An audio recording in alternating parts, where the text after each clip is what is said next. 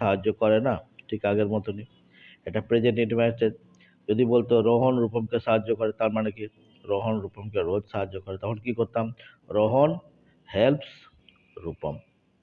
Rohan helps Rupam, এখানে S দিতাম।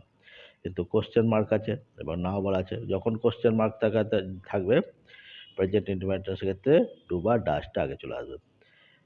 রোহন বলেছে মানে একজনের নাম বলেছে, থার্ড পার্সন সিঙ্গুলার নাম্বার, সেই জন্য ডাজ হয়ে গেছে।